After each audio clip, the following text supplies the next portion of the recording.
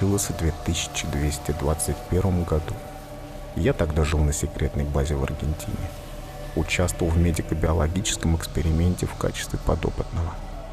В нашей группе было 150 человек. Условия содержания были очень хорошие. 4-разовое питание, библиотека, прогулки с интересными людьми.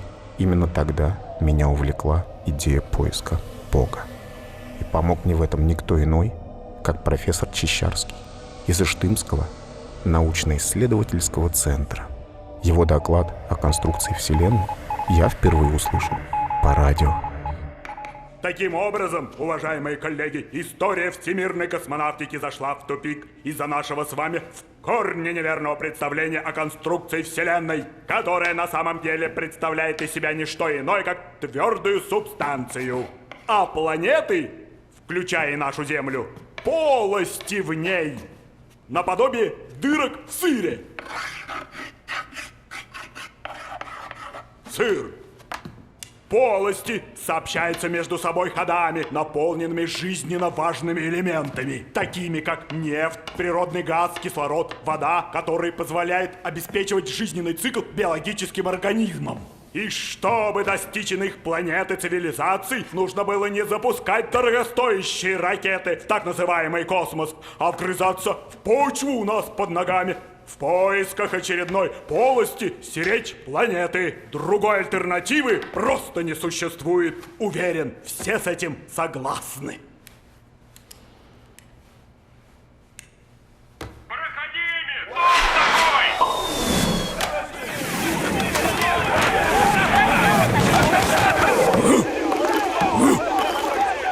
Шарлатан! Шайтан! Шайтан! Лампа! Бро! Дурачье!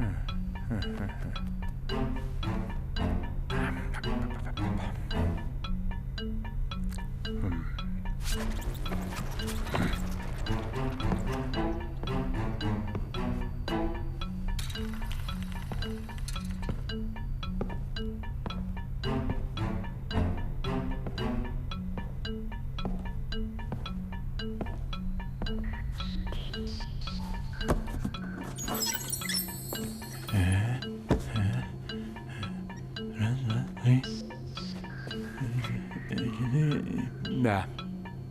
Для Хама этого определенно недостаточно.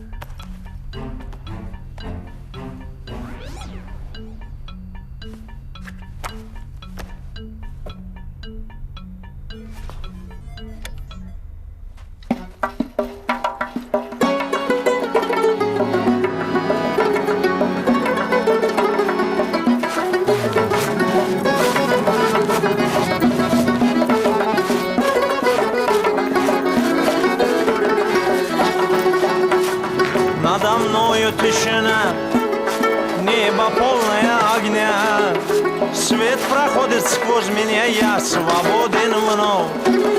Я свободен.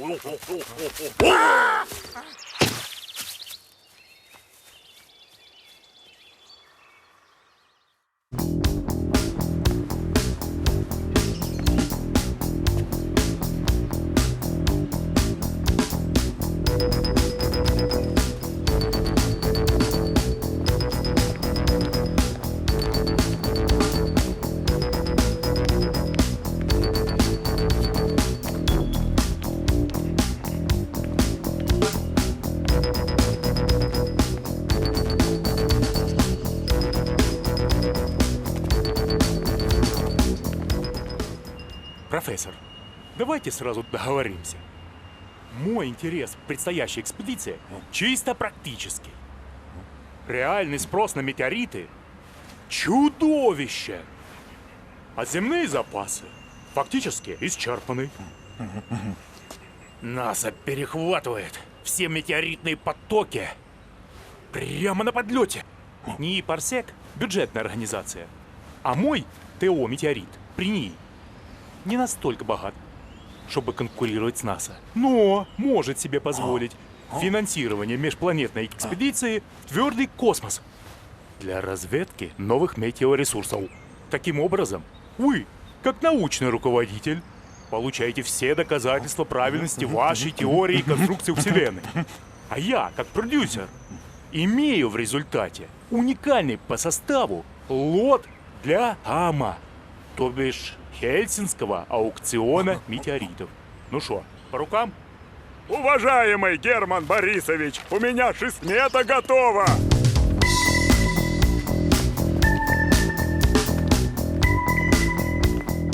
Кишминский карлик, покупайте свежий номер, уже в продаже.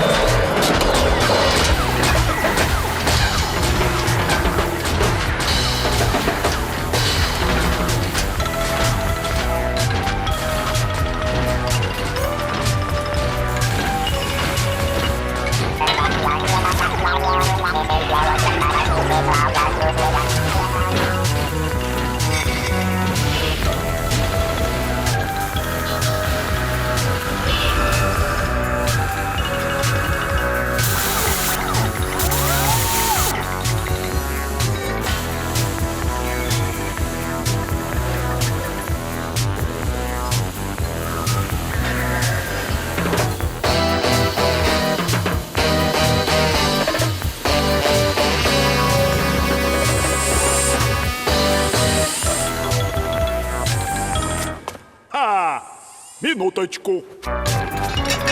Фёдор!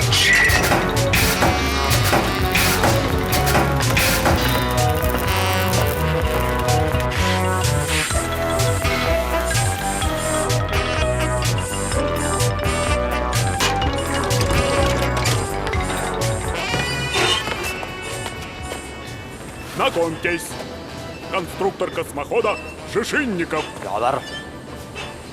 Ряб, коммерческий директор. Идемте.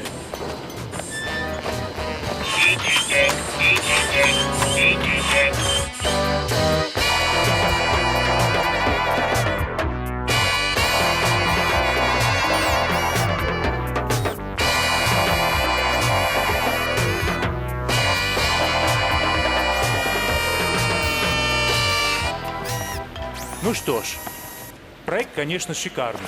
Мне нравится. Только вот, лазерную пушку, боюсь, нам не потянуть. Дорого.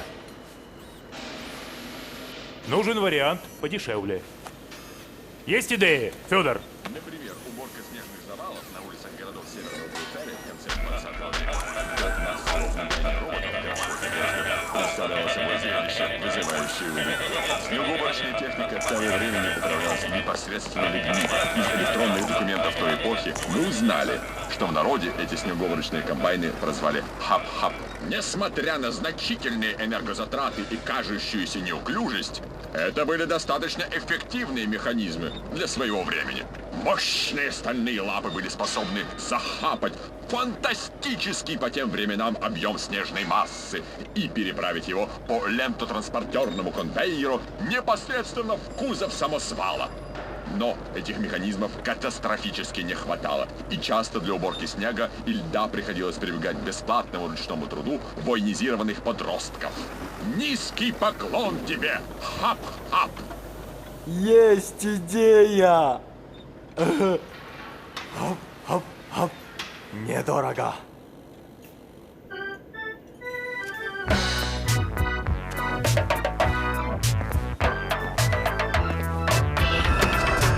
Назовем его Скоробей.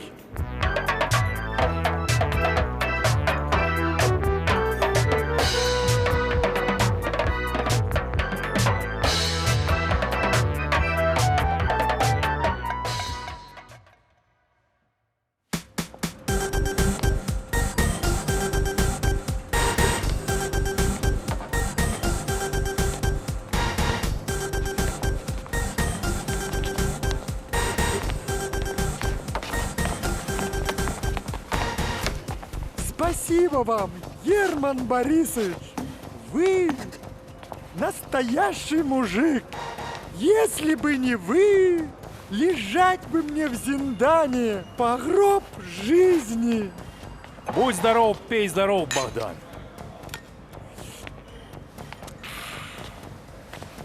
Не благодари. В экспедиции отработаешь. Чуешь, какие дела затеваются? Под землю идем. Забудь про свой йеменский прокол. И на те 2 камня, что арабы не конфисковали, плюнь. Хрен с ними. Хватит по пустыням мышачить. Только давай с тобой сразу договоримся. Работаем в паре. Ты и я. У профессора своя тема. А нам с тобой к хаму нужно такой метеолот привезти, чтобы не мы к этим кротам из НАСА, а они к нам в очереди выстраивались, а мы еще поломаемся. Верно я говорю? Шерстюк.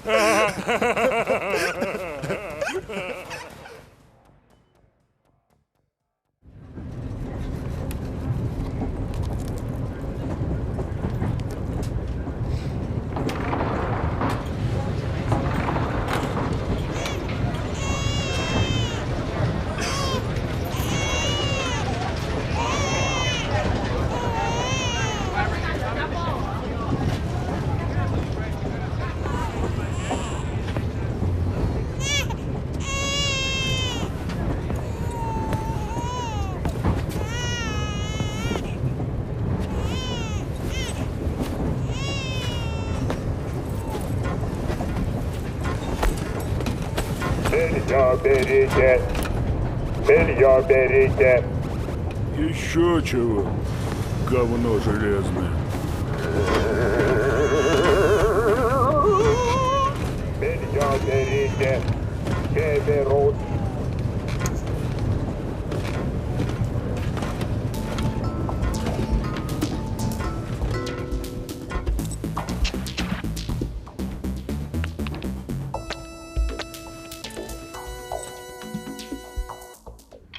Следующий!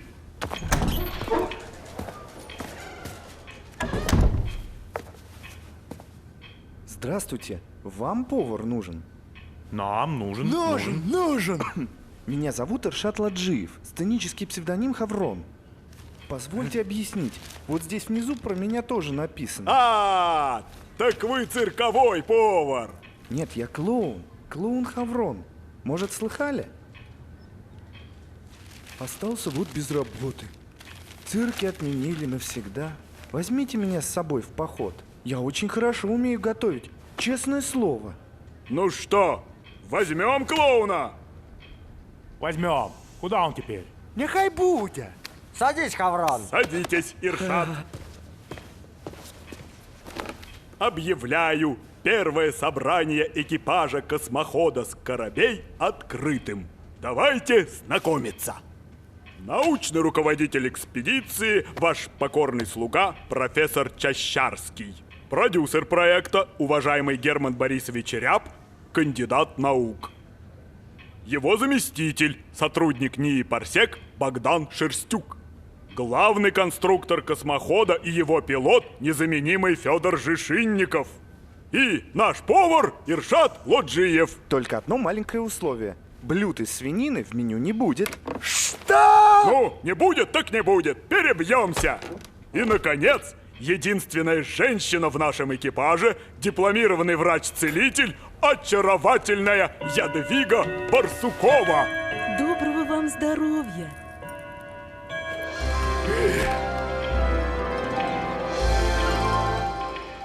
А теперь распределим обязанности. Кто здесь профессор Чащарский? Я Чащарский. А в чем, собственно, дело? Жупов. Здесь записывают в экспедицию. Здесь? Но запись уже закончена. Экипаж сформирован. Еще чего? Без нас вы пропадете. Без вас? Так вы не один? Позвольте представиться. Мозг. Сигарету.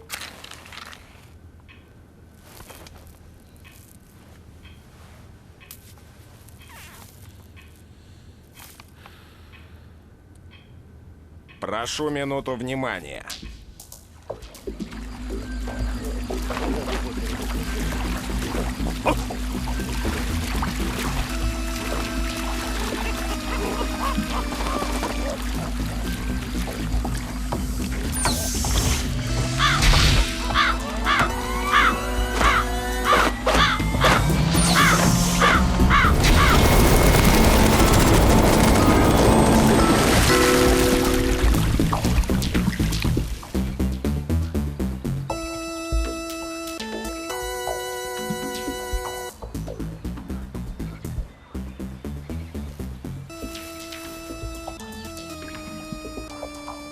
Эпическая сила, бля.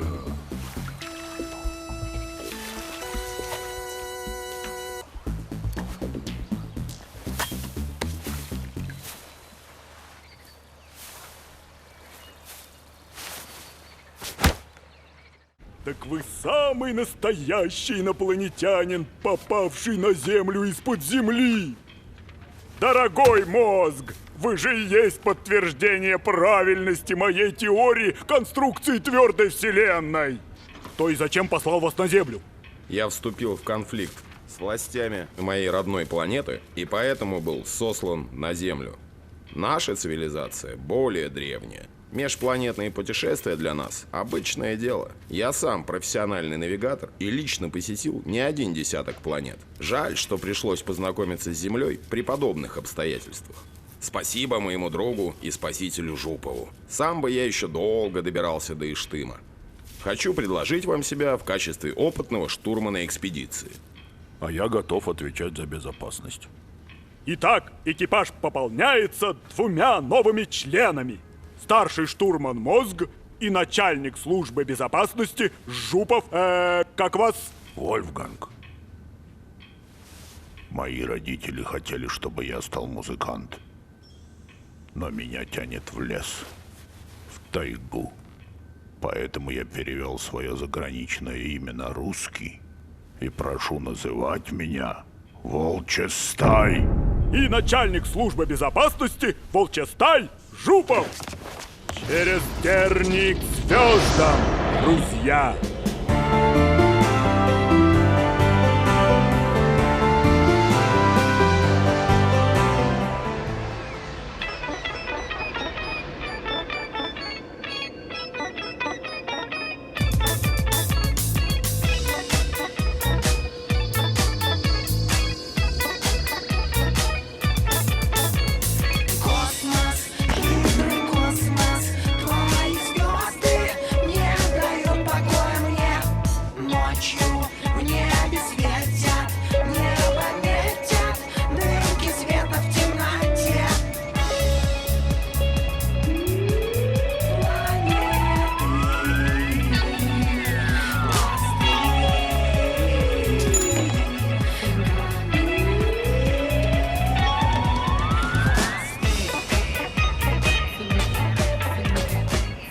Ну, на пасашок. Добрый путь, Богдан. Счастливой дороги, Герман Борисович.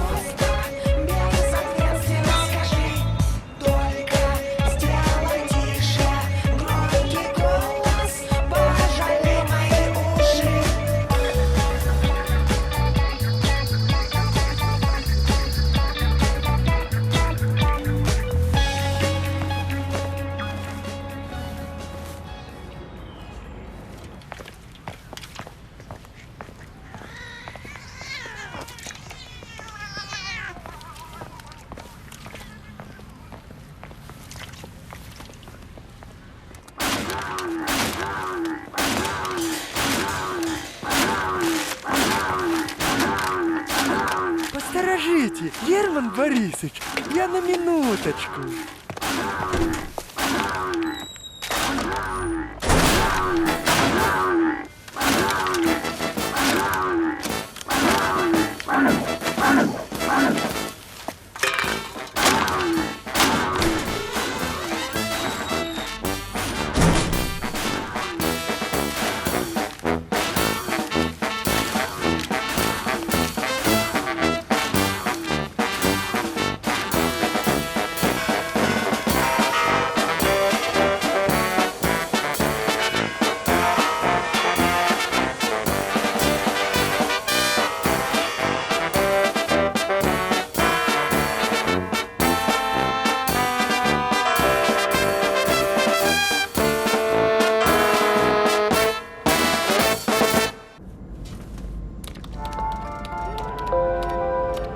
Федор, держи в начале курс на Тунгуску. Тунгуску. А часов через 5 начинай снижаться к точке вгрызания. Понял. Я место помню, покажу. Там нефтяной туннель. Заодно и заправимся. Заправимся. Ну, внимание! Ключ на старт!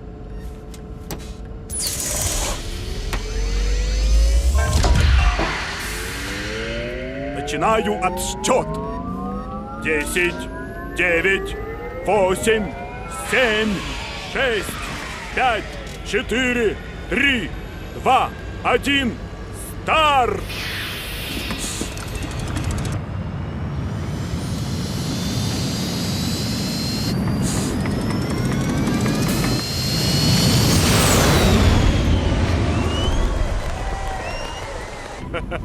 Летим!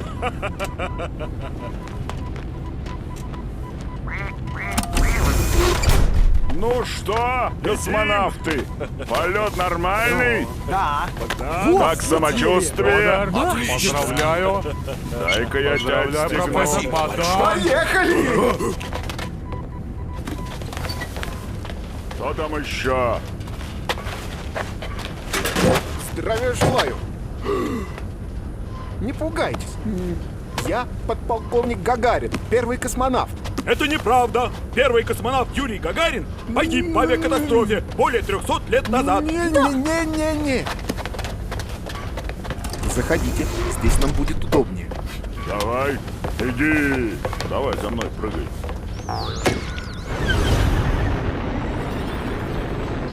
Не пугайтесь.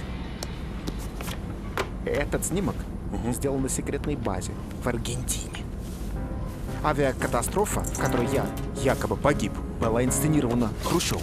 А я, помимо своей воли, стал участником медико-биологического эксперимента по увеличению продолжительности жизни, задуманного КГБ и ЦРУ совместно. 150 известных якобы погибших или пропавших исторических личностей, типа меня, свозили на эту базу со всего света.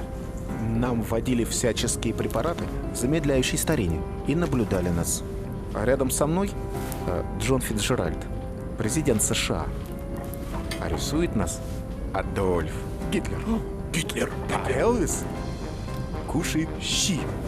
Прожив на этой базе более 200 лет, я стал задумываться не о своем бессмертии, а о бессмертии души и о Боге, которого в космосе я так и не увидел. Я сбежал с этой базы.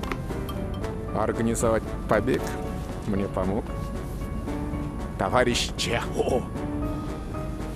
Поиски Бога привели меня к вам. Дело в том, что я разделяю вашу теорию конструкции Вселенной, профессор. У нас на базе очень хорошая библиотека. Более того, в своей секретной докладной записке Хрущеву я высказывал схожие с вашей теорией мысли, посетившие меня во время первого и последнего полета в космос. За что и поплатился. Прошу зачислить меня в экипаж!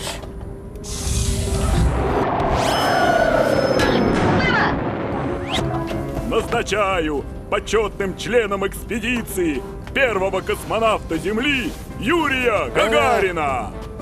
Хочу уточнить. Моя мамочка назвала меня в честь императора Юлия Цезаря. Но по требованию партийных функционеров я был вынужден сменить свое имя на Юрий, чтобы попасть в члены отряда космонавтов. Поэтому отныне прошу называть меня Юлий Гагарин. Ура! Ура! Ура! Ура! О! Тунгуска!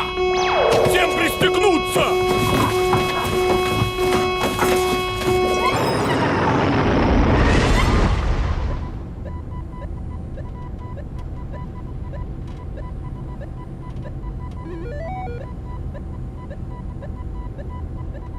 Пикируй, Федор!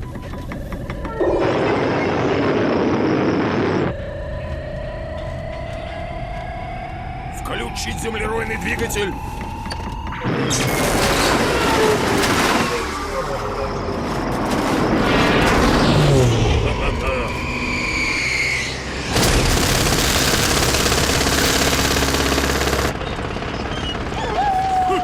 Да что же это такое-то?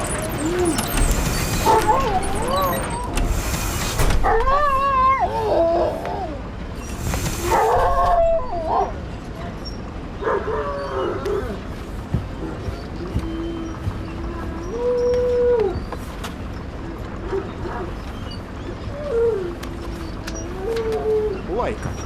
Нюхалайка. Це ж копель. Нюхалай! Беру его к себе на довольствие. Значит, в службу безопасности корабля зачисляется сторожевой пес Нюхалай. Обед через час в столовой.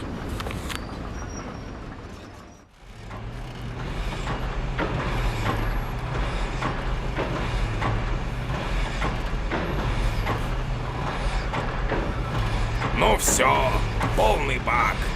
Убирай щуп, Федор, поехали дальше.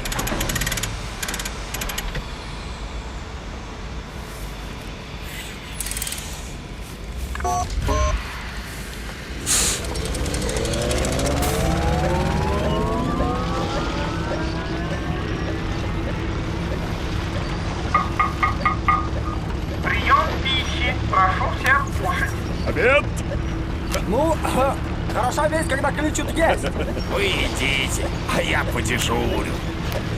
Я ж не ем, куда мне? Ну, как скажете, дядя. А чем же вы питаетесь?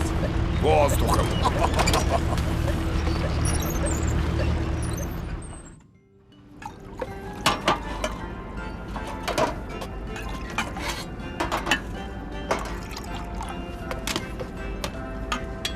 Перед едой всем членам экипажа выпить кружку заряженной воды.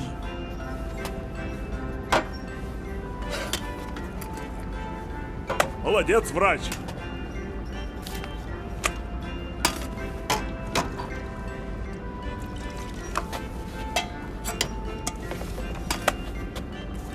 Эти фотокарточки заряжены положительной космической энергией.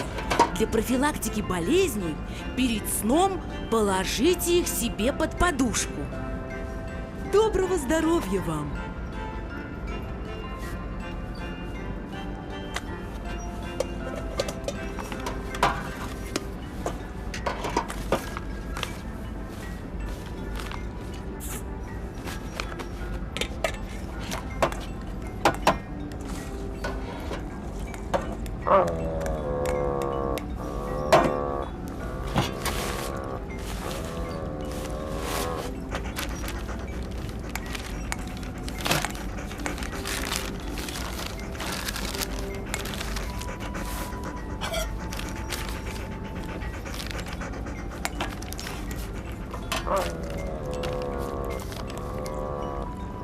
Угощайтесь.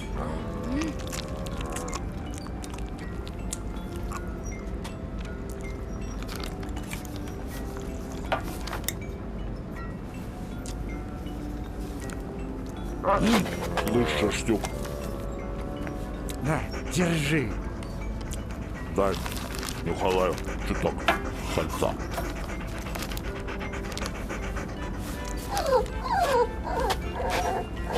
Сколько волка не корми! А у медведя все равно толще.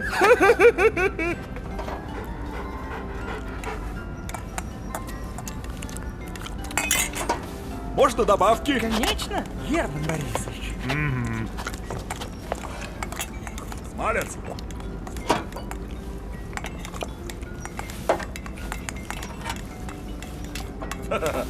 Молодец, повар.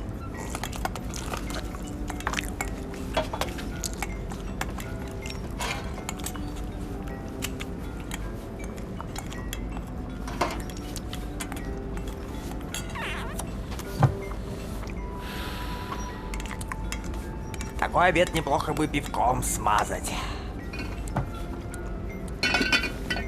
Иштымская забористая. Угощайтесь, пожалуйста. Ну давай. Ну. Борисыч. На здоровье. Свеженького. Холодненького.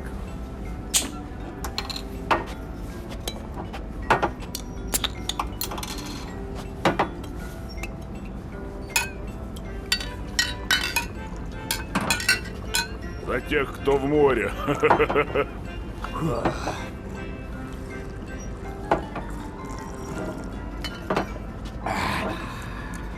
Профессор. Ага. Самыми дорогими метеоритами считаются осколки, прилетевшие к нам с других планет. Чем дальше, тем дороже. Как же ваша теория объясняет их существование? Моя теория отвечает и на этот вопрос. Позвольте, я прочту вам маленькую лекцию.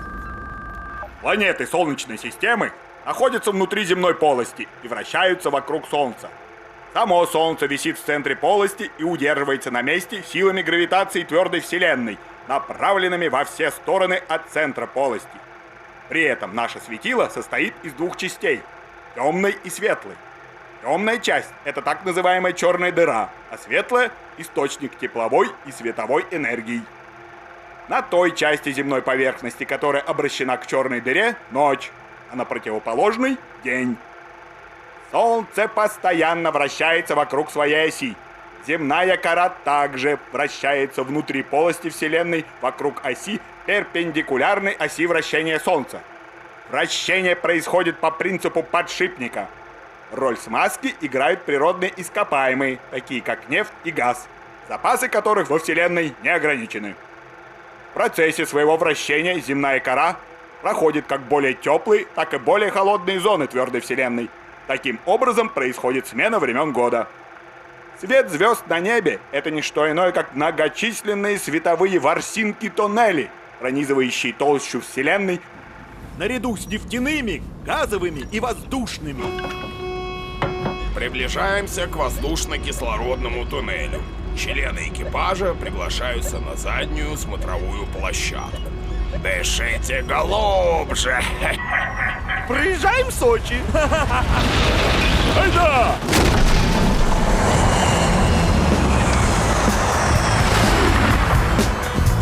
Проложен наш путь сквозь галактики пыль, дождей, астероидных шквал.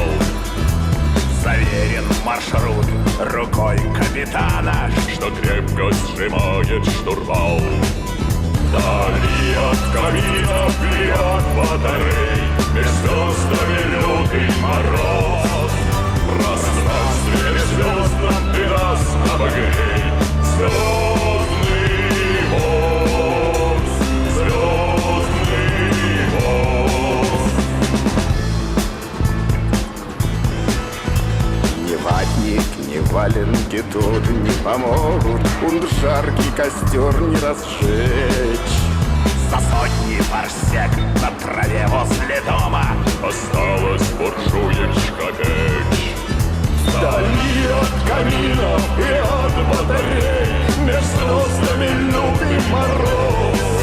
В пространстве межзвездном ты нас обогрей. Звездный воз, звездный воз. Летим к неведомым планетам по туннелям, гудит с моторами трудяга с корабей. Туда, где ворса бьются параллели, несем свет разума, как новый Прометей. Вдали от каминов и от батарей меж звездами лютый мороз. В пространстве межзвездном ты нас обогрей.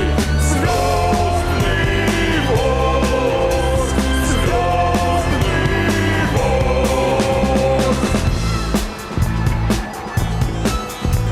Пускай ты будешь киборг, робот или грузин, пространство межзвездного хватит на всех. Ведь космос для народа бесплатный магазин, коммерческий ждет нас успех. Вдали от каминов и от батарей меж звездами лютый мороз. В пространстве межзвездном ты нас обогрей. Звездный воз, звездный воз. Звездный воз. Ну давай, спи, ухалай.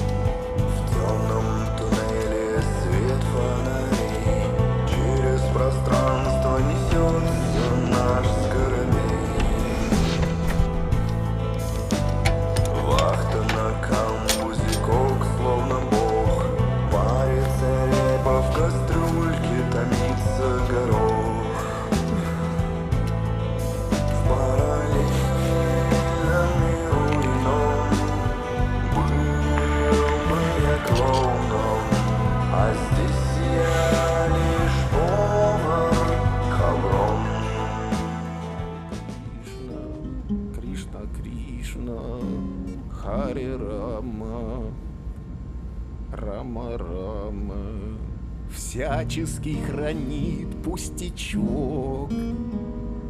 Мой единственный друг рюкзачок. Единственный друг. Всячески хранит пустячок. Мой единственный друг рюкзачок. Рюкзачок. Рюкзачок.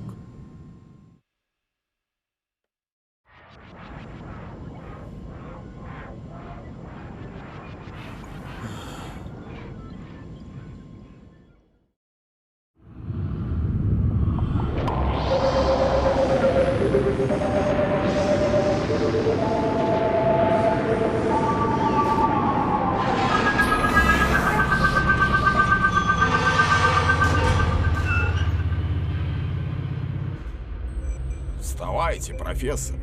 Планета Леонид. Ух ты! Ура! Первая планета!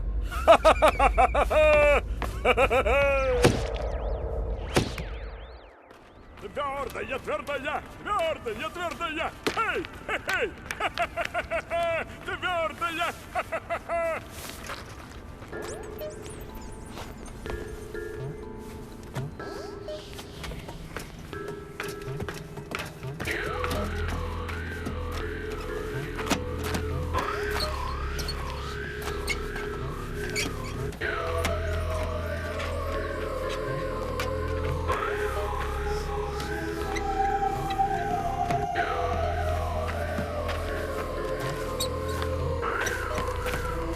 Планета Леонид необитаема. Смотреть тут особенно не на что. Не на что, говоришь. А это ты видел? Ничего удивительного, Герман Борисович. Поверхность Леонида усеяна метеоритами. Метеоритные дожди здесь не в диковинку. Поздравляю! Шерстюк, тащи шотландки!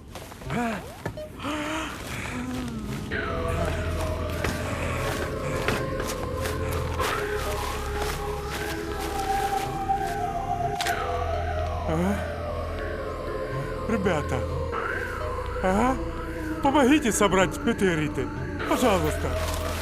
Вот, держи. Так. О. Покрупнее берите. А я пойду у того дальнего кратера погляжу.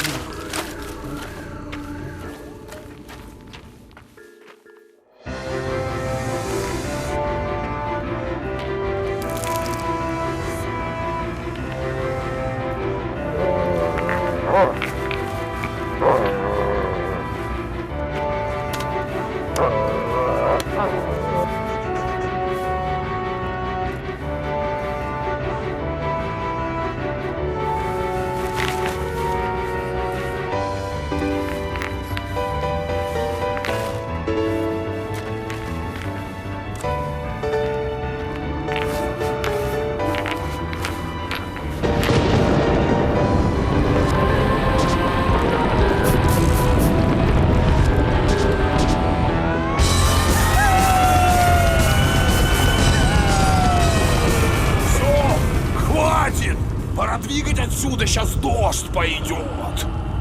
Метеоритный. Куда?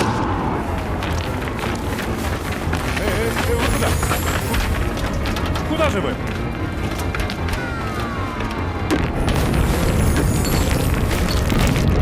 Герман Борисович, вы в опасности, возвращайтесь! Скорее!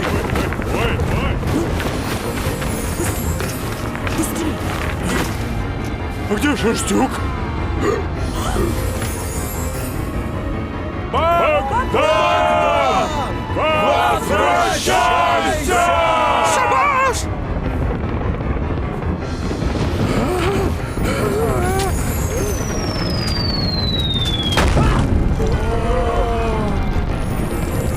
А ну пусти! Допрыгались золотоискатели!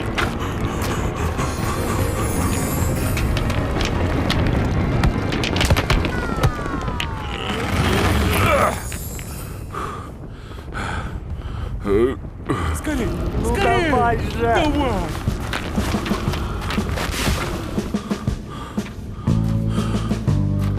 Терпи, браток.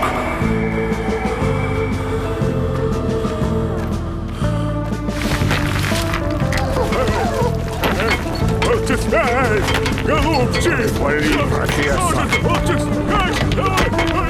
Это тебя. Ребята! Да идите вы в жопу, мудаки!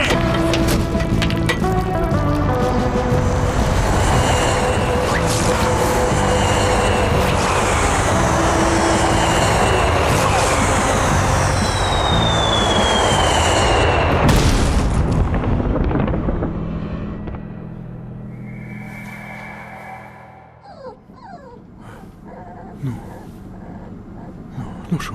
Без сознания. Ну, дышит. Ряб, пусти.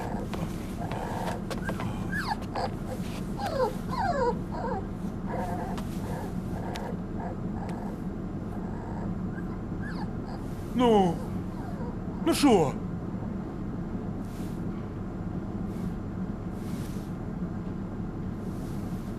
Это кома. Кома. Ряб, помоги перенести пострадавшего в медпункт. Слушаюсь.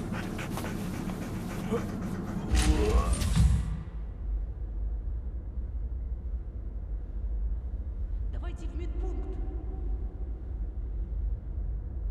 Богдан. Живя, будь мертв. Будь абсолютно мертв. И делай все, что хочешь. Все будет хорошо.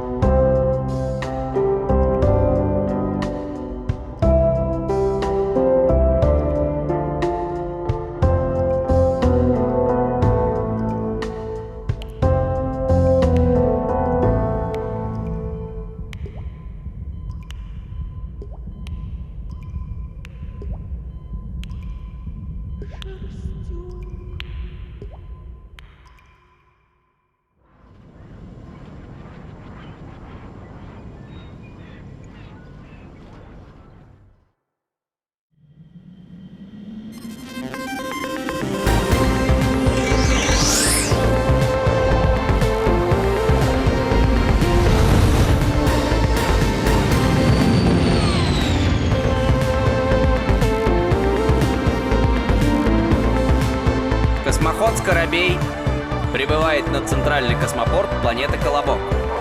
25-я платформа, левая сторона.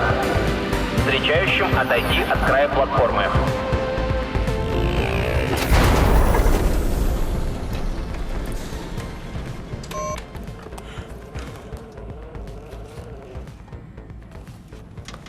Планета Колобок. Вот я и дома. Жаль, что не могу составить вам компанию. Меня тут сразу арестуют. А вы идите. Планета у нас гостеприимная. Да, не повезло человеку. Экипажу Скоробея приготовиться к высадке на дружественную планету Колобок. Форма одежды праздничная.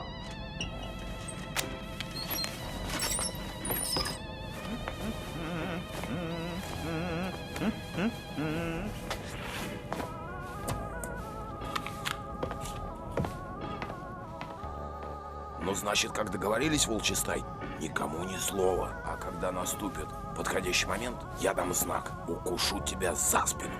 Ага. Ну чё, пошли отсюда, а?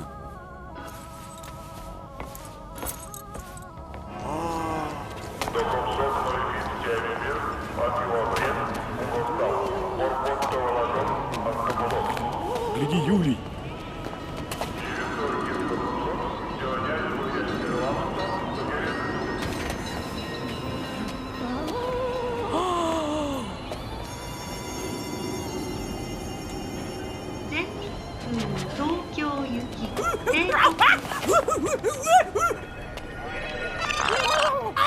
Здравствуйте, земляне!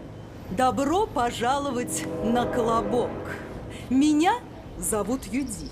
Я представитель туристического агентства «Глобус» и буду вашим гидом во время вашего дружественного визита. Экскурсия платная? Вы первые земляне на Колобке. Согласно закону о гостеприимстве, услуги туроператора во время первого визита предоставляются бесплатно в качестве рекламы. Прошу следовать за мной.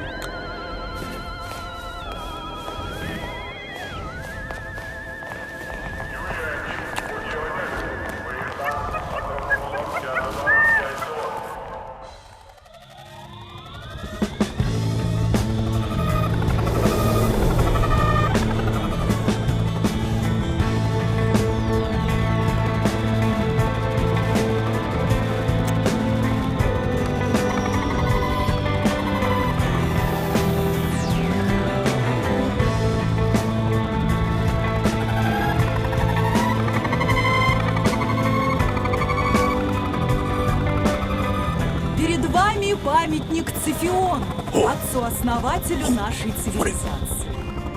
От природы разумные жители Колобка – это бестелесные существа,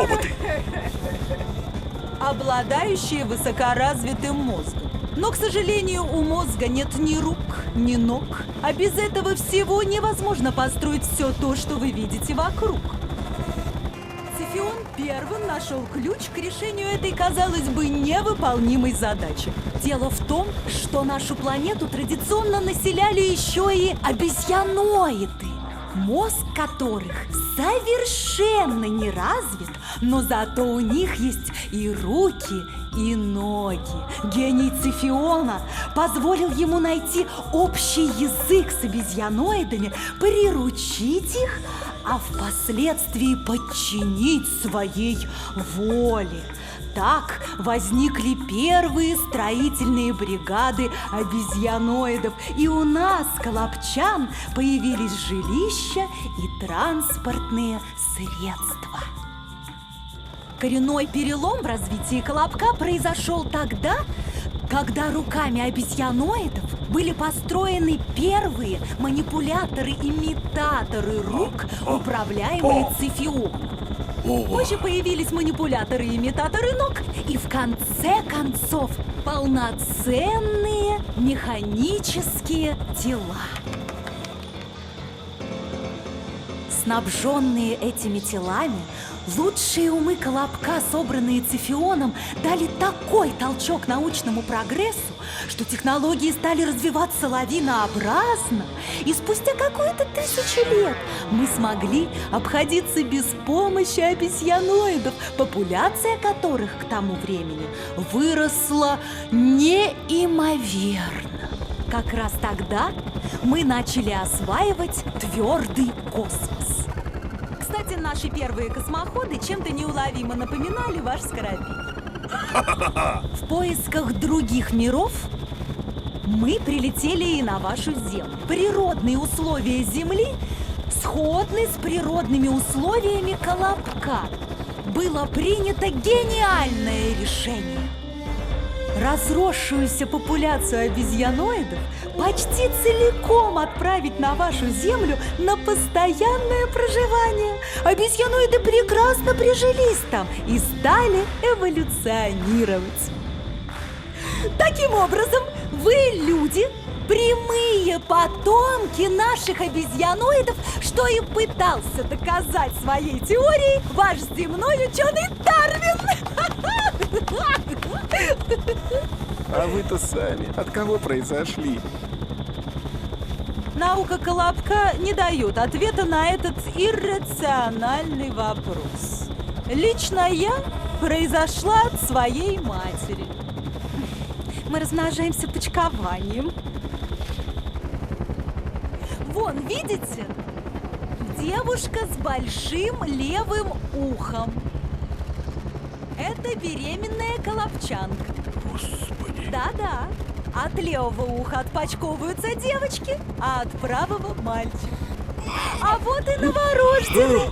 Ну какой батюшка-рапуз. Фу! А ну стой!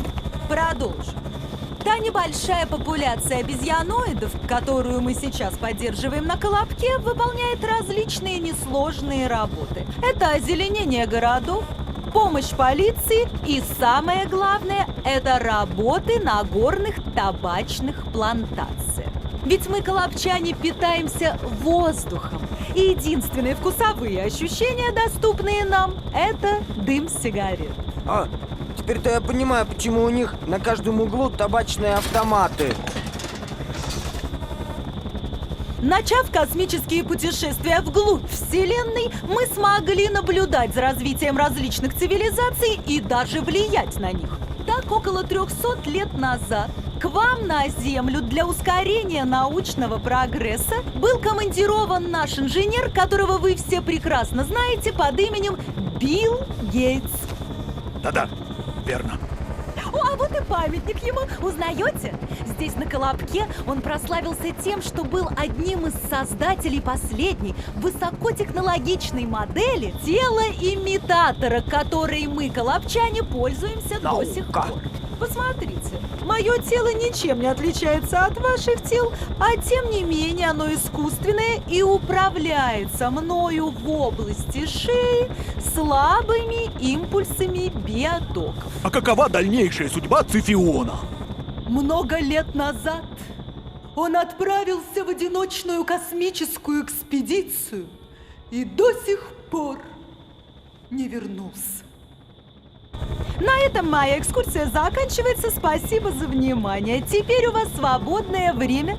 Вы можете погулять по городу, воспользоваться общественным транспортом. Он у нас на Колобке бесплатный. А завтра я жду вас на выходе из космопорта. Мы с вами отправимся на горную табачную плантацию. Простите, один вопросик. Скажите, а где тут у вас можно покушать? А, простите. Бесплатно пообедать можно в любой обезьяньей столовой. Они помечены специальными вывесками, которые вы легко узнаете. До завтра. До завтра. До завтра.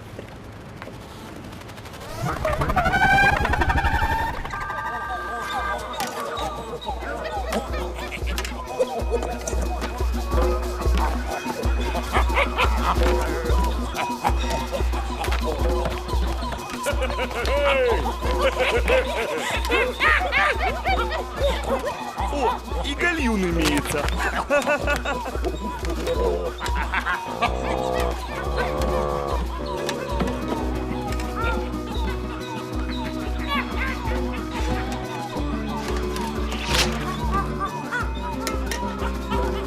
Слышь, Юлий, покарауль пса. Мне тут надо.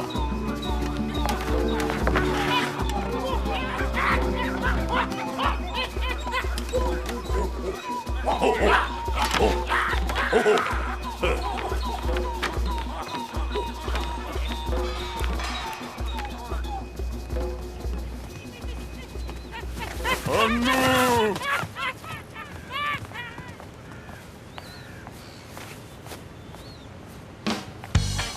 Здесь должна быть остановка.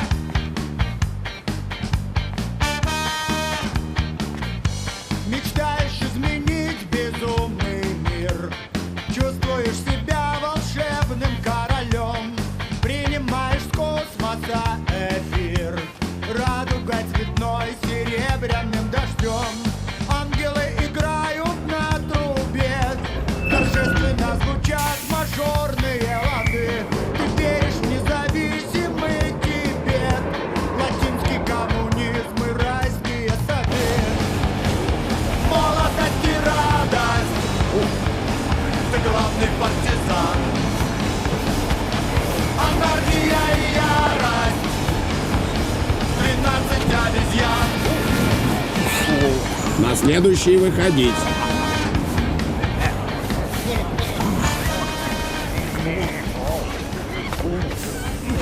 Срамота.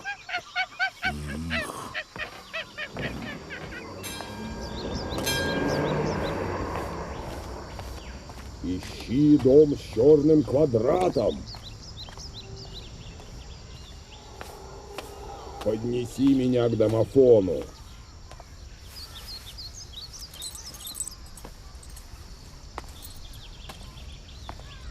Нажми третью кнопку сверху.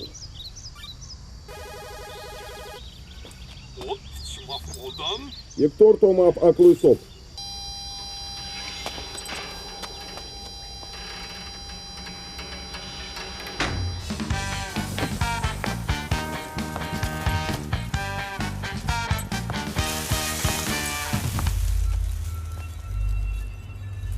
Здорово. Привет. Алаферн! Рагуил, здравствуй, брат! Брат, какими судьбами?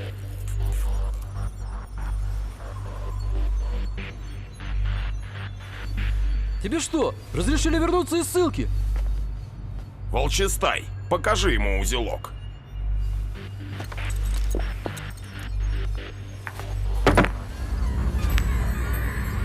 Ёбананы! Это ж целое состояние! Тело мне мое из тюрьмы вернуть нужно. Поможешь? Надо подумать. Ты иди к своим, Волчестай. Мы тут с братом вдвоем разберемся. Меня не ищите, я вас сам найду. Только никому ни слова.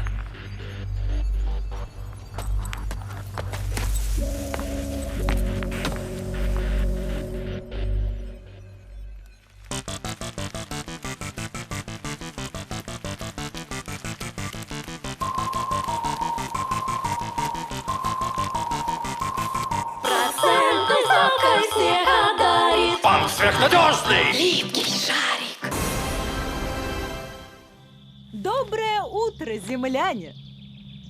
Итак, держим курс на высокогорные табачные плантации. Вы увидите, как обезьяноиды выращивают для нас табак. Курение вред, курение яд. А я курю и очень рад. Молчать! Поехали!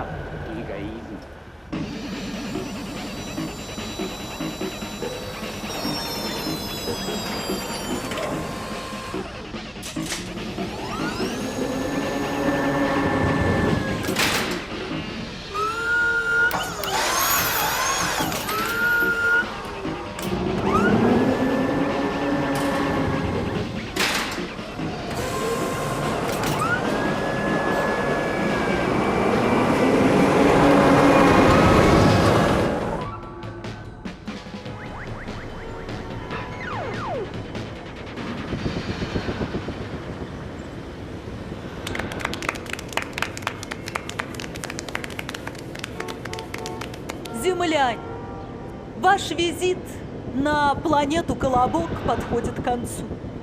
И в завершении мне хотелось бы сказать, что спонсор сегодняшней экскурсии – коммерческий банк «Липкий шарик». Процентной ставкой всех одарит банк превосходный «Липкий шарик». Прошу, прошу, прошу, прошу, прошу, прошу, прошу. Фу.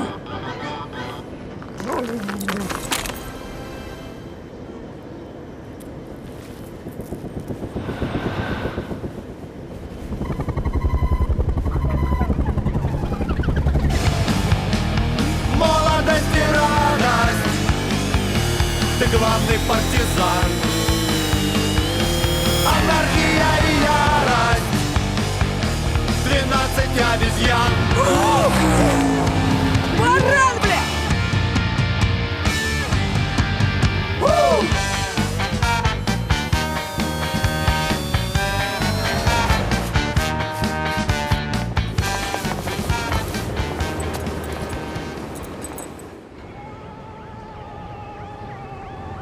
И при таких финансах наш Скоробей легко добрался бы до края вселенной.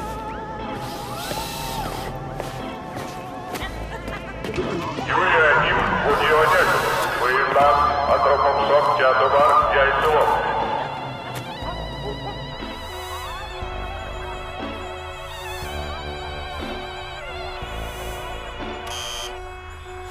У нас в руках был сам Алаферн! Тревога!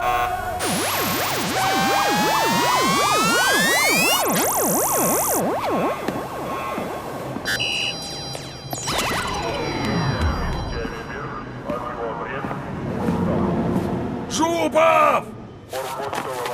Мозг! Меня застукали, бегите!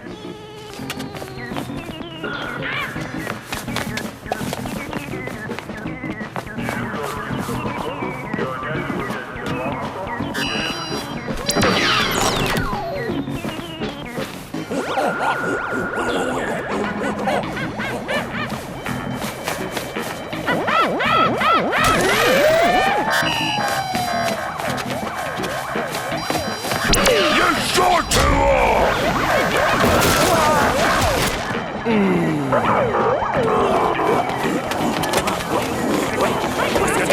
Женщина, брысь!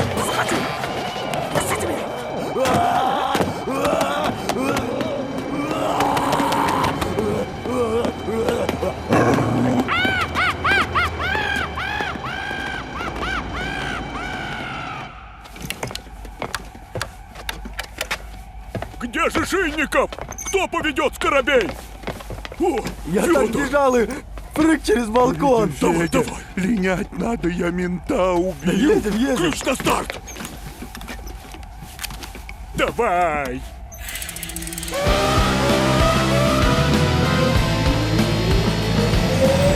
Жми, Федор, нам надо оторваться. А мы попробуем форсаж?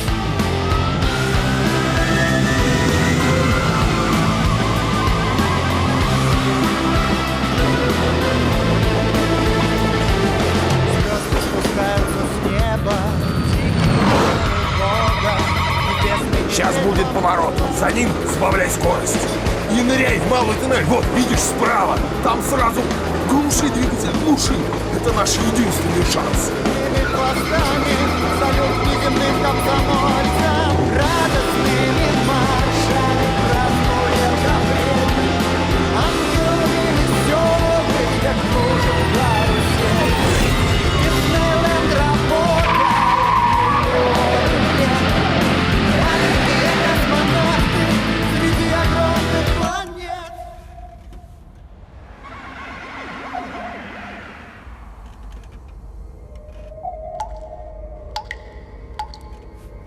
Это мусорный тоннель.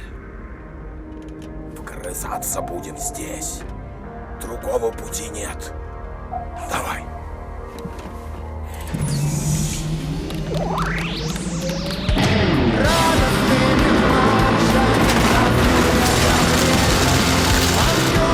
Ряшеного земля!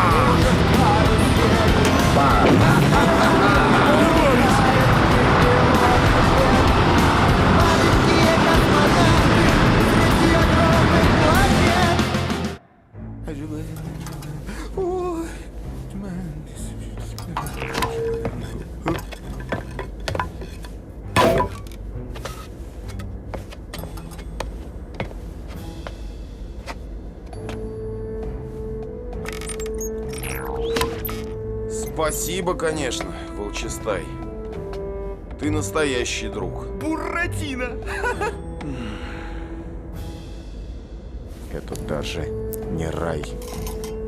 И, похоже, не ад. Это сборище жадных, тупых обезьян. Им с одной стороны дашь понюхать банан, а с другой стороны сам наложишь в штаны.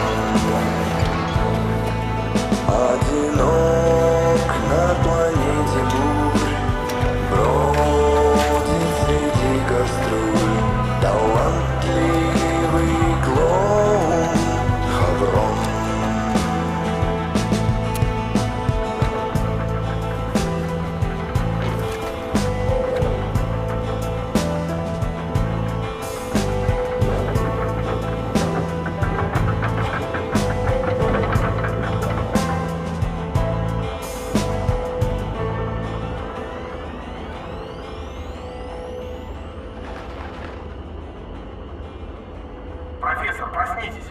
Планета Пятачок! Вам будет интересно!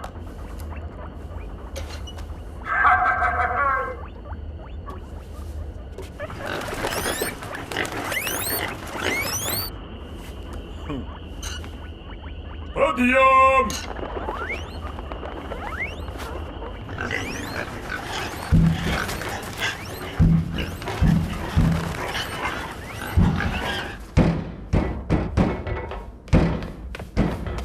Хаврон? Что такое? Хаврон! Хаврон! Хаврон, ты что? Угомонись! Хаврон! Хаврон! Заперся изнутри!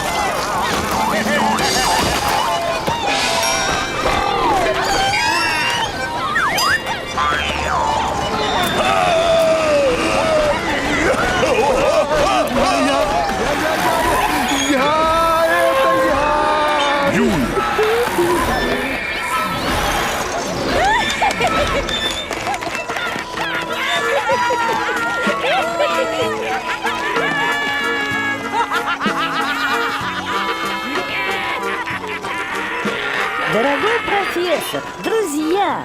Хаврошка! Спасибо, что взяли меня в этот поход. Я родился на земле, в цирковой семье. Всю свою жизнь я мечтал очутиться на родном пятачке, о котором мне рассказывали родители, трагически погибшие на гастролях в Донецке. Их ночью зарубили топором. Мы клоуны-оборотни. В полночь мы превращаемся в свиней, а утром в клоунов. Ночью мы пасемся, а днем шутим. На земле мне было очень нелегко, а здесь я среди своих, наконец, дома. Дальше поход продолжайте без меня. Счастливого вам пути. Я буду скучать по вас, а может быть даже плакать.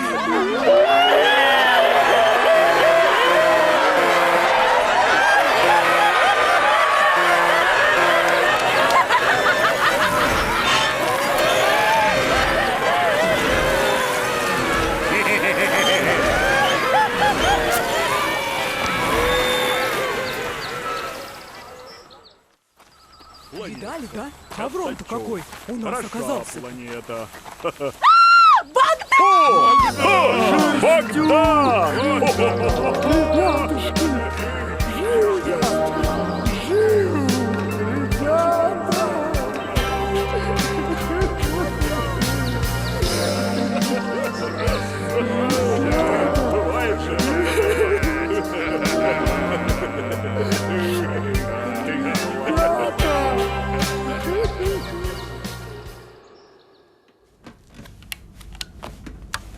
Я, как продюсер экспедиции, настаиваю, чтобы Скоробей взял курс на Землю. Понимаете? Считаю задачу экспедиции выполненной. Ваша теория, профессор, блестяще подтвердилась. Но мне нужно спешить на Хам. Хельсинский аукцион метеоритов. Ну что ж, Герман Борисович, действительно, собран уникальный материал. Я надеюсь на дальнейшее сотрудничество с вашим НИИ. Твердой вселенной, неисчерпаемой как атом. Скоробей понесется к новым планетам в следующий раз. А сейчас держим курс на Землю. Федор, настрой автопилот.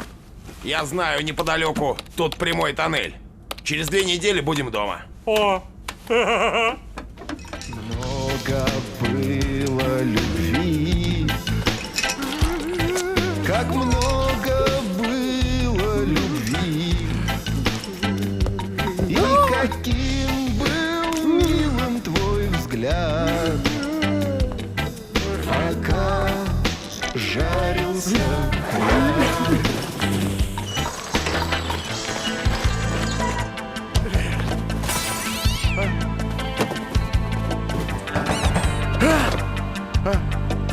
Кто там? Богдан, открой, это я, Едвига.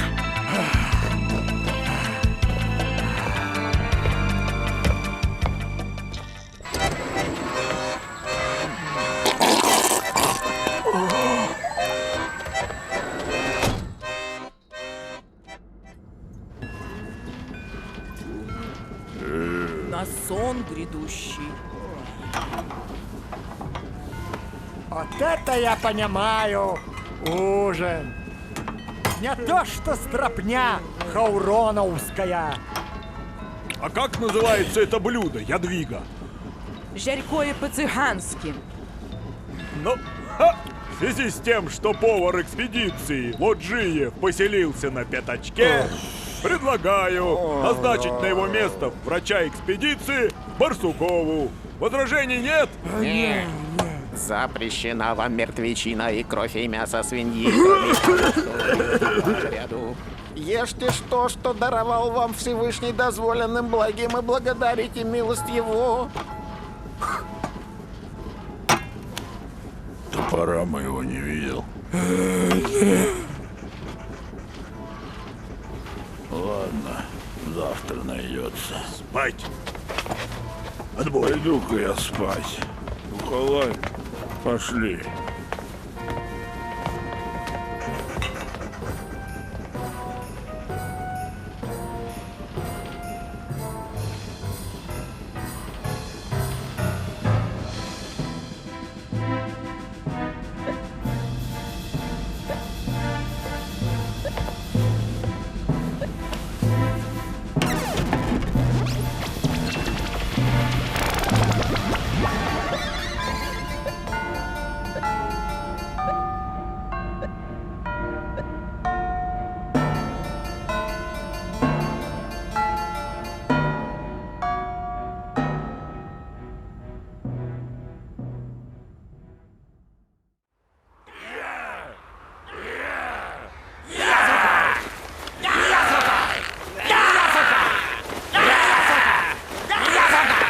сука! Я сука!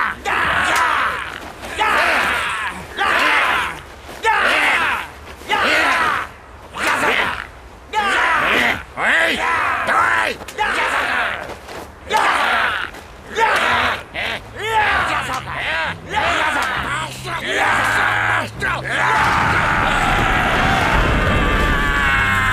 Слава я спецу! Слава я спецу! Вперед!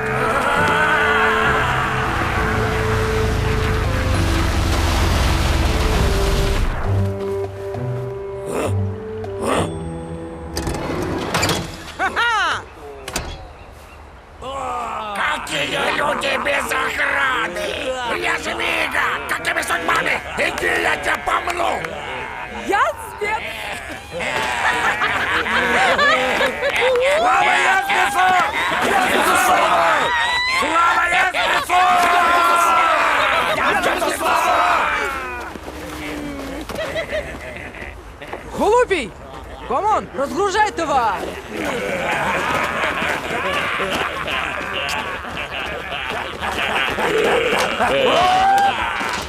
Хап! Хап! Хап! Хап! Хап! Хап! Хап! Хап! Хап!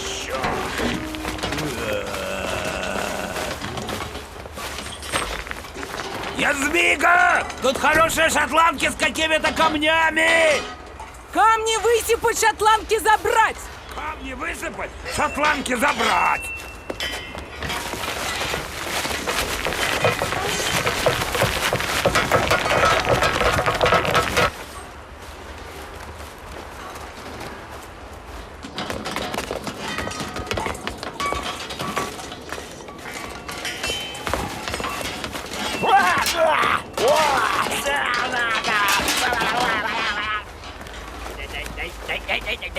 Эй! Стой! Дай! Дай кусить!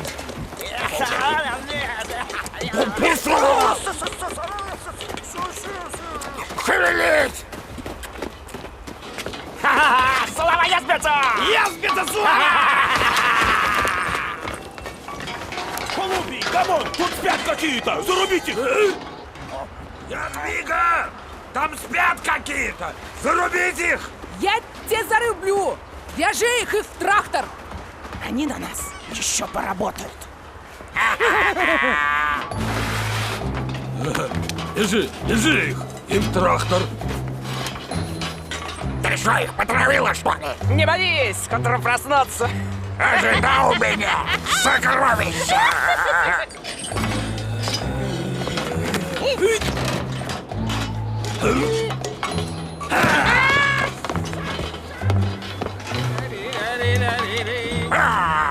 Сумка! Одень! Замерзнет!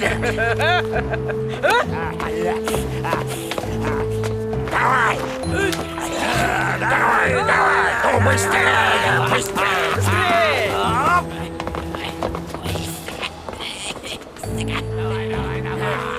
Грузи! Грузи!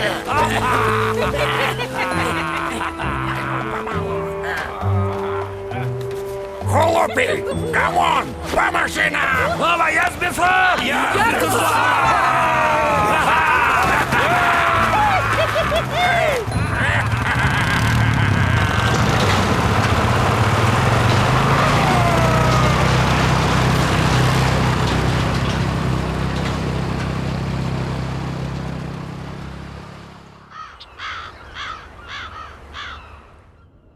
Нюхалай!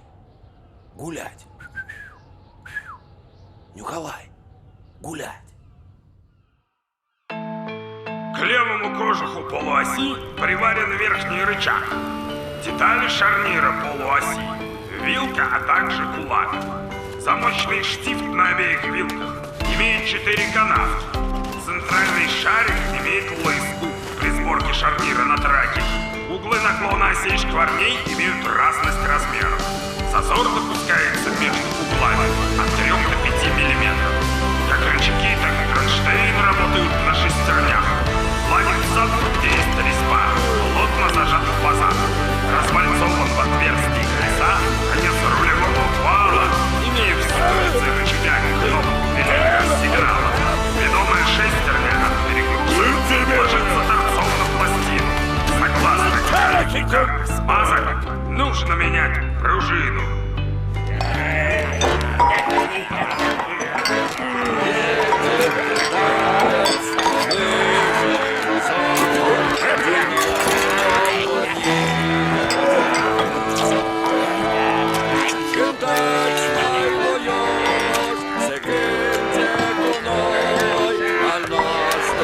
спецкапитан.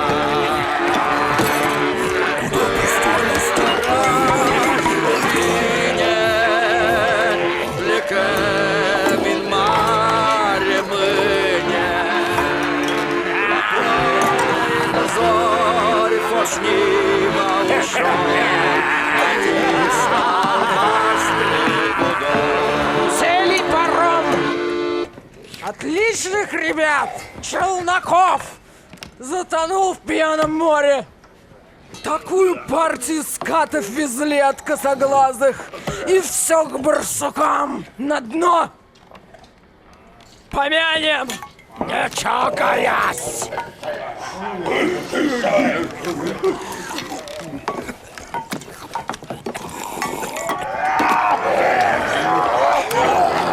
На, закуси кишками!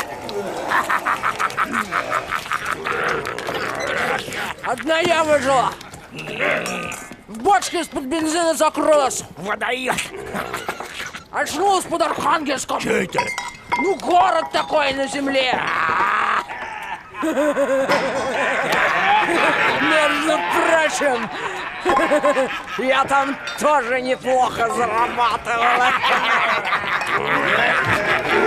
Но с этим кораблем мы такие темы замутим, чертям точно станет.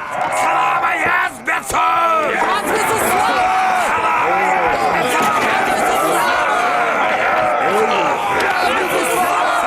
Язбецу слава!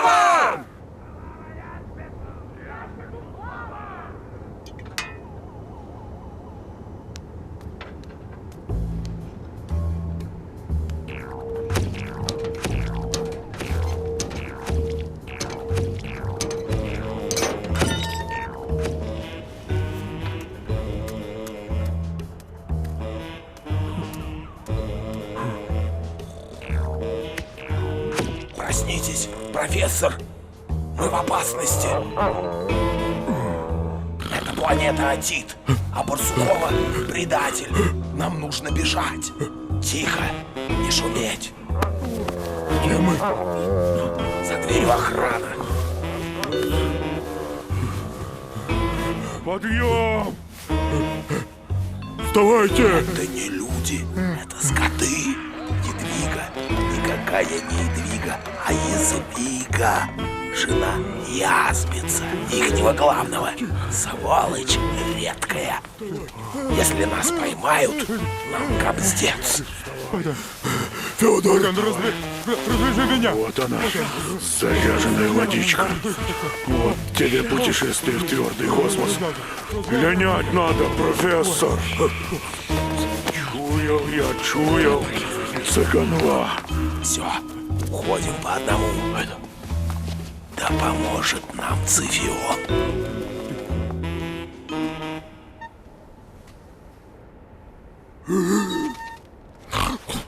Слава Язбецу!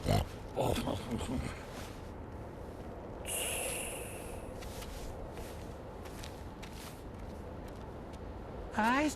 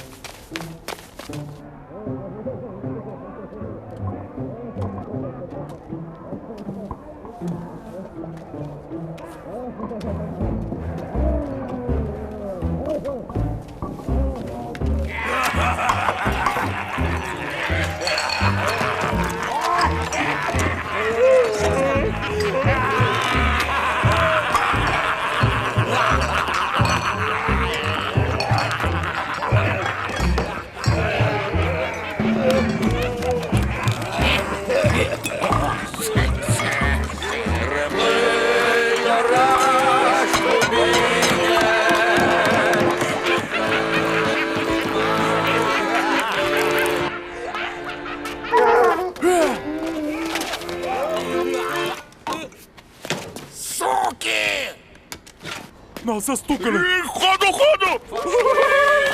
Ушор, Батиста, Альба... Суки! Сядь, урода! La Fräulein Zorg, Forsniva Ушор, Батиста, Альбастре, Кудор.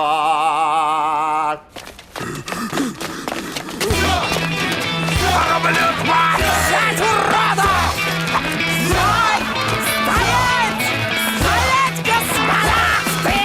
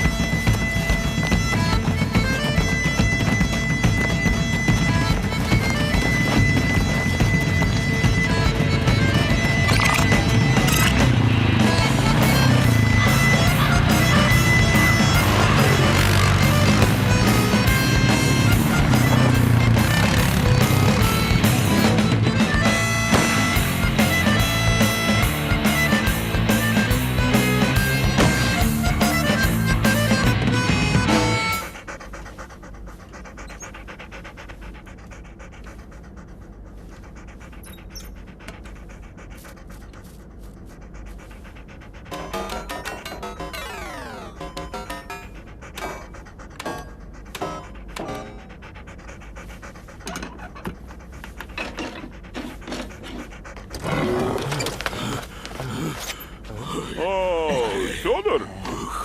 Успели? Мы тут через лес напрямки. Ты садись. Можно? Пошли, Николай, пошли. Ключ на старт.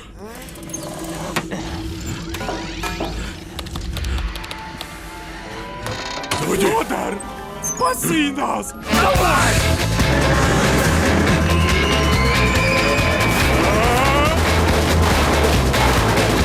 Всем пристегнуться! По каютам!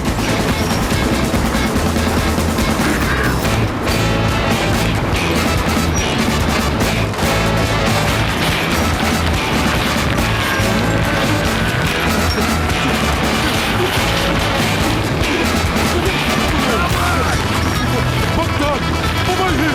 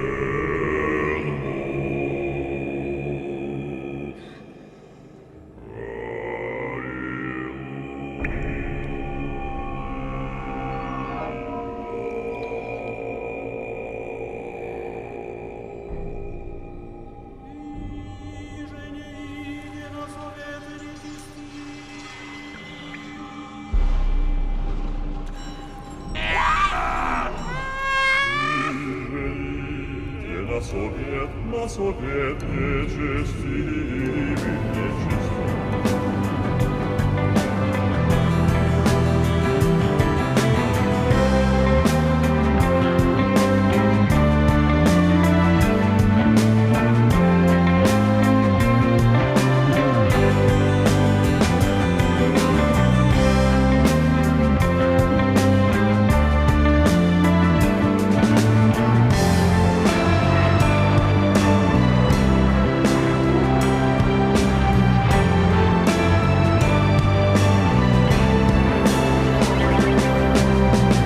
Так закончилось наше путешествие по коридорам твердой вселенной. Завершились и мои поиски Бога.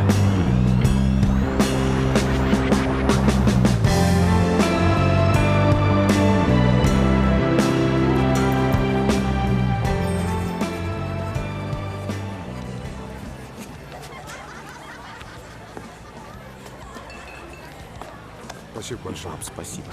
С Богом, с Богом. Спасибо. Господин президент, пару слов для иштымского телевидения. Да.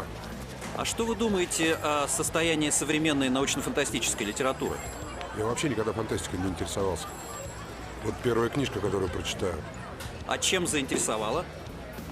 Автор нетривиальный. Спасибо.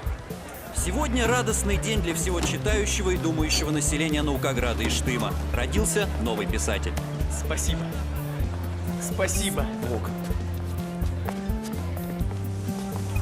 Ну что, коллега, поздравляю. Ломовая книга. С Богом.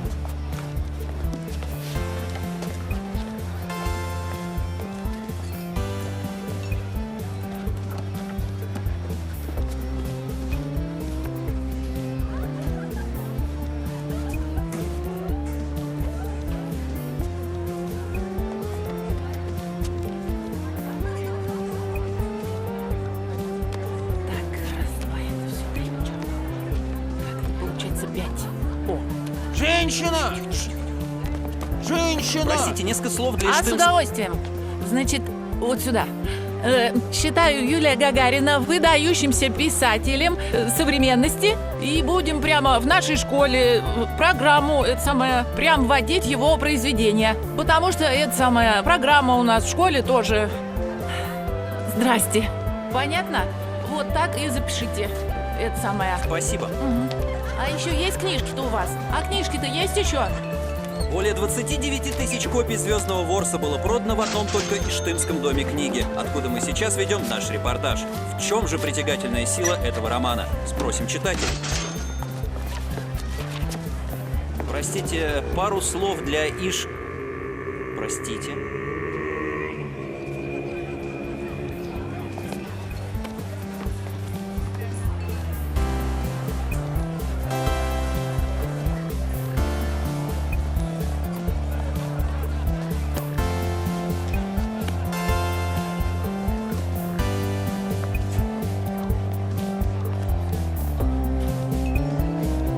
Юлька! После ухода Ряпа Шерстюк возглавил НИИ «Парсек», защитил докторскую, женился. Федор работает в авиасервисе. Золотые руки, кстати, он таки прихватил с Колобка сбитое полицейской машиной тело мозга и ухитрился починить его. И подпишите. Учащимся 51-й Иштымской спецшколы. 6 их.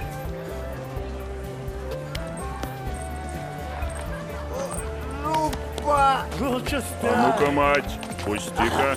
Ха-ха! Здорово, писака! Ха-ха! Волчистай по-прежнему живет в лесу. Работает таежным прокурором. Который тут Гагарин? Я Гагарин.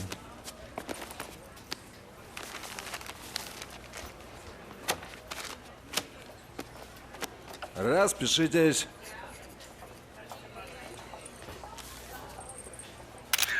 Поздравляю.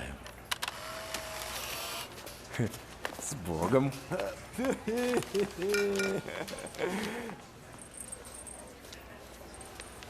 Штемпели есть? Настоящая. Чем сейчас занимается мозг, то есть Алафер, мы не знаем. Здесь еще одна фотокарточка есть. Глядите, Герман Борисович.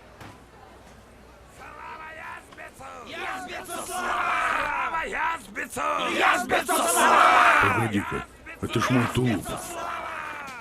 И, наконец, герой нашего вечера Юлий Гагарин. Ну вот, все наши собрались. Только Чещарский не прилетел. Он теперь в Москве. Говорят, сошел с ума и работает в гей-клубе. Диджей-профессор, может, слыхали? Ах, вот, собственно, и все. До свидания. Искренне ваш, Юлий Гагарин.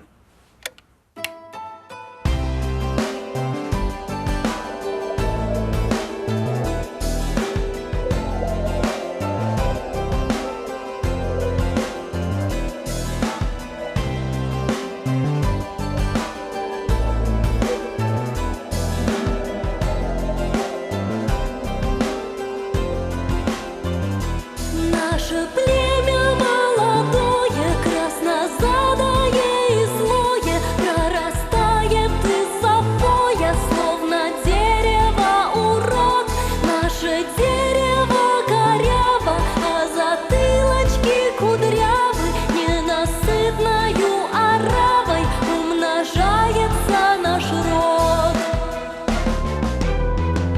Мой отец обезьяноид, дед мой был обезьяноид, мать моя обезьяноид, как и бабка, черт возьми.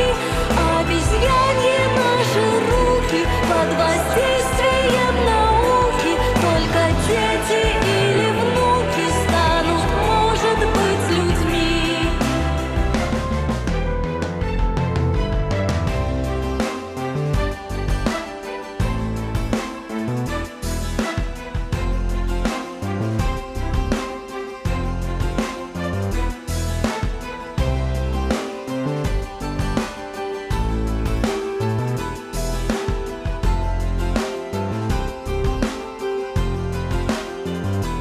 На коленочках у Бога, да с упорством носорога, мы рисуем себе Бога, сатанея без любви.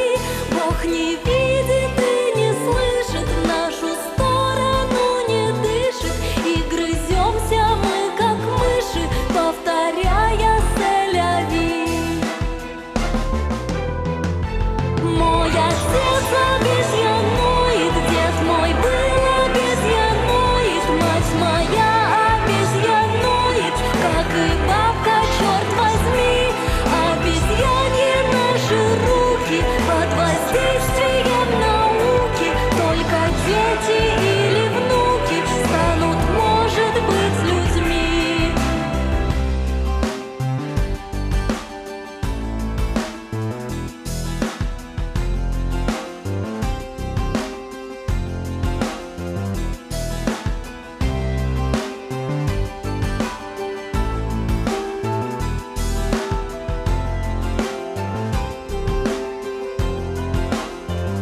Мой отец обезьяноид, дед мой был обезьяноид, мать моя обезьяноид, как и бабка, черт возьми.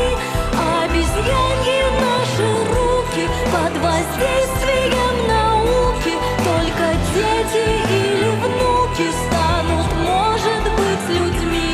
Мой отец обезьяноид, дед мой был обезьяноид, мать моя обезьяноид, как и бабка, черт возьми. Обезьяньи наши руки под воздействием науки, только дети или внуки станут, может быть, людьми. Только дети или внуки станут, может быть, людьми.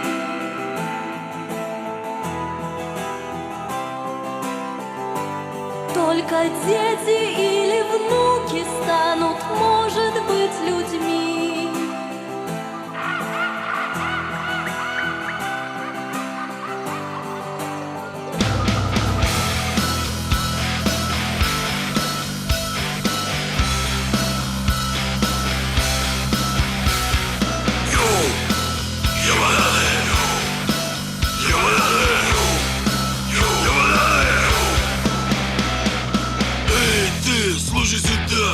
Азрагуил, мегазвезда.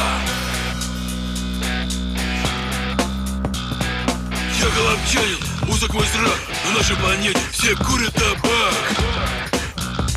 На нашей планете живой мозг, голова, стализатор тела, импульсом током управляется смело.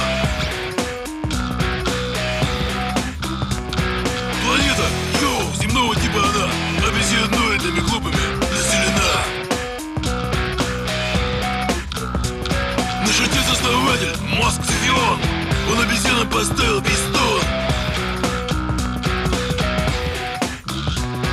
Заставил работать, табак выводить